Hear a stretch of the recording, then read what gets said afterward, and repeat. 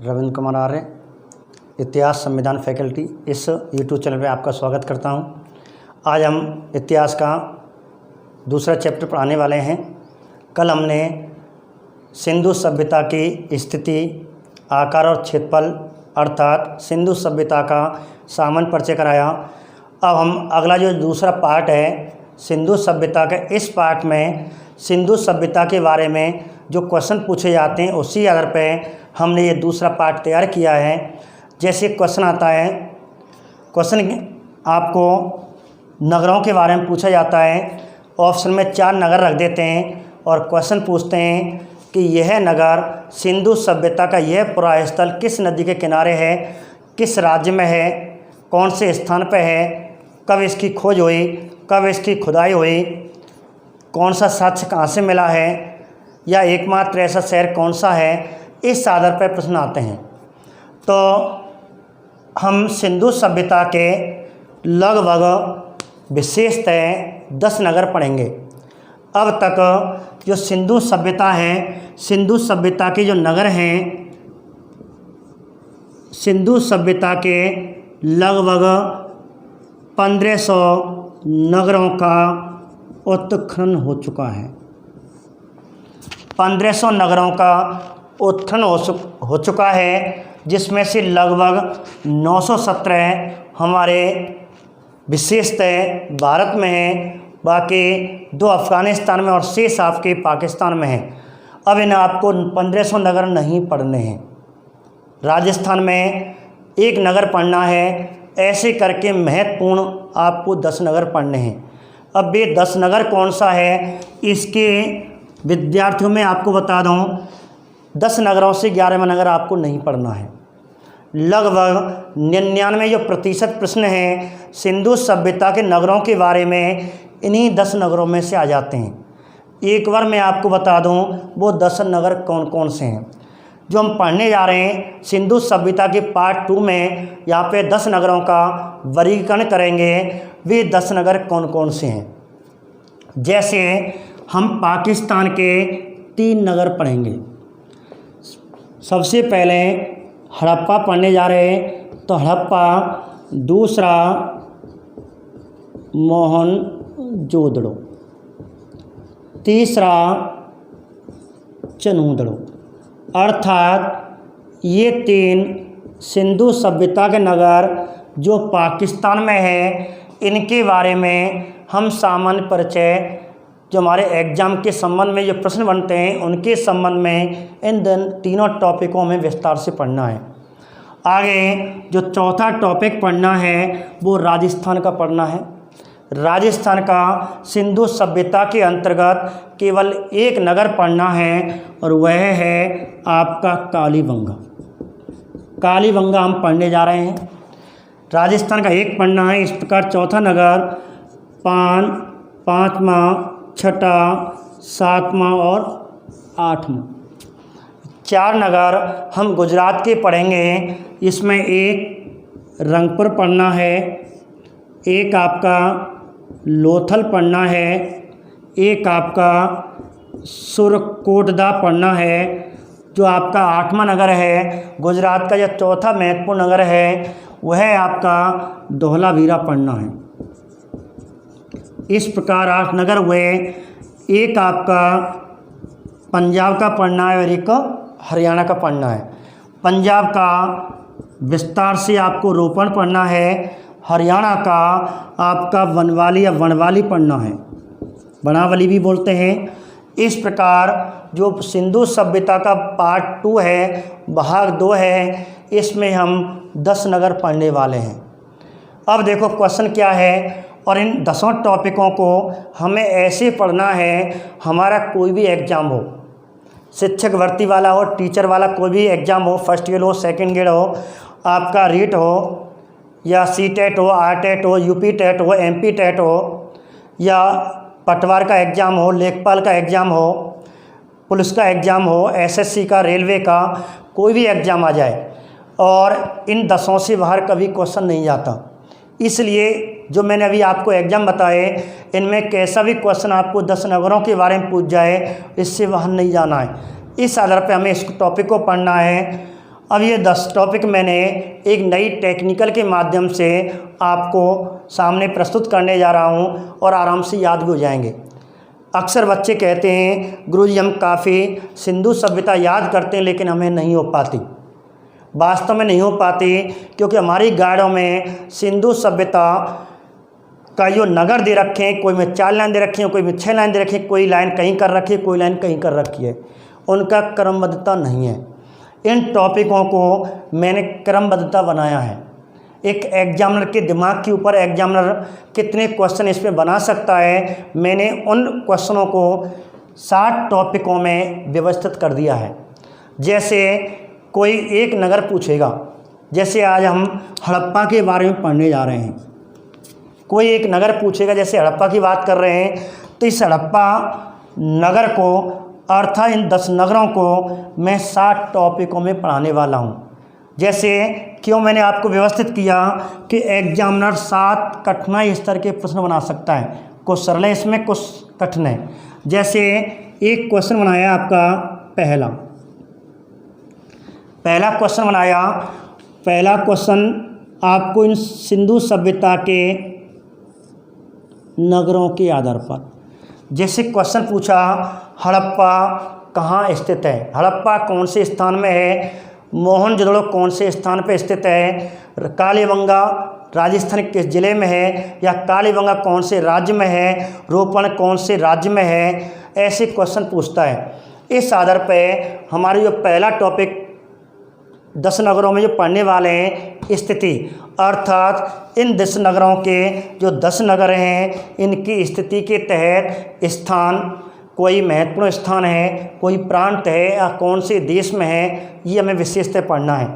जैसे हम जानते हैं हड़प्पा कहाँ स्थित है, तो हड़प्पा पाकिस्तान के मोंटगोमरी नामक स्थान पर स्थित है, जिसे वर्तमान में साहिवाल कहते हैं।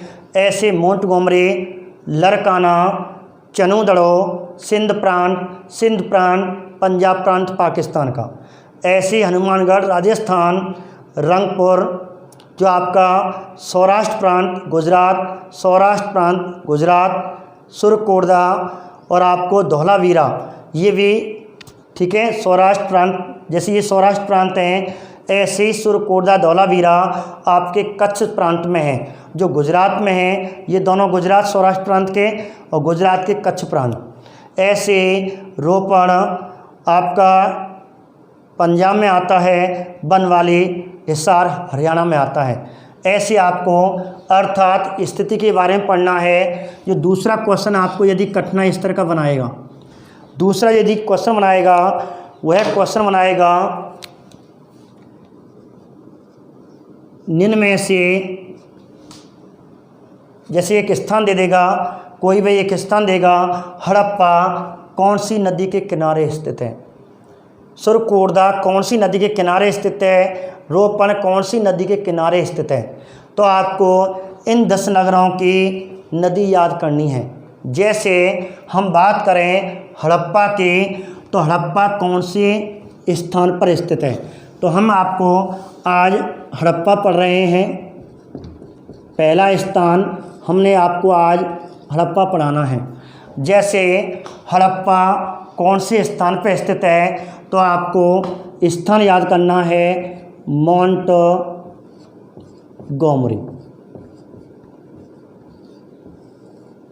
कौन से स्थान पे? मोंटगोमरी, जिसे वर्तमान में पाकिस्तान में साहिवाल जिला कहा जाता है। और आप जानते हैं राजस्थान में साहिवाल एक पशु की किस्म भी है। बताइए कौन सा? वेरी गुड, साहिवाल गाय की एक किस्म है। वहाँ साहिवाल किस्म की गायें सर्वाधिक पाई जाती हैं, इसलिए पाकिस्तान सरकार ने मोंटगोमरी नामक स्थान का नाम साहिवाल रखा। तो साहिवाल जिला और कौन से प्रांत में, प्रांत भी पूछे तो आपको ध्यान रखना, साहिवाल जो जिला है पाकिस्तान के पंजाब प्रांत में है, अर्थात पाकिस्तान के पंजाब प्रांत में मोंटगोमरी नामक स्थान पर हड़प्पा नामक स्थान, जो सिंधु सभ्यता का सबसे पहले खोजा गया शहर था, इसलिए सिंधु सभ्यता को हड़प्पा सभ्यता भी कहा जाता है। पहले खोजा गया था इसलिए हड़प्पा को सिंधु सभ्यता की पहली राजधानी भी कहते हैं। इस प्रकार हड़प्पा कौन से स्थान पे, इसलिए आपको विशेष ध्यान रखना है, 4 स्थान देगा, आंसर आपका मोंटगोमरी होगा। ऐसे अगला प्रश्न है। अगला प्रश्न क्या है, हड़प्पा किस नदी के किनारे स्थित है? हड़प्पा किस नदी के किनारे, 4 नदी देगा, तो हड़प्पा पाकिस्तान के पंजाब प्रांत में किस नदी के किनारे स्थित है? तो आपको ध्यान रखना रावी नदी। तो रावी नदी के किनारे हड़प्पा के पुरास्थल सिंधु सभ्यता के साक्ष्य मिले हैं। हड़प्पा के जो नगर मिला है वो रावी नदी के किनारे है। इस प्रकार अगला जो टॉपिक है, तो ऐसे करके आपको 7 टॉपिक आपको पुनः बता दूं।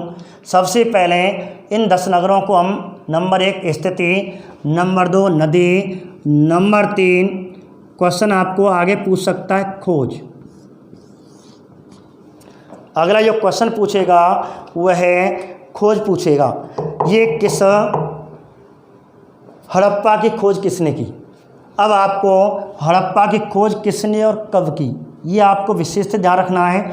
तो हड़प्पा की खोज 1921 में हुई थी। किसने की थी? दयाराम साहनी ने। और आप जानते हैं दयाराम साहनी का संबंध राजपूताना अर्थात राजस्थान से था। राजस्थान अर्थात राजपूताना की एक रियासत थी, आमेर रियासत। आमेर रियासत का संबंध दयाराम साहनी का था, जो ब्रिटिश सरकार में एक यहाँ पे भारतीय पुरातत्व विभाग की स्थापना 1861 में एक कनिंघम ने की थी। वहाँ पे एक इंजीनियर था।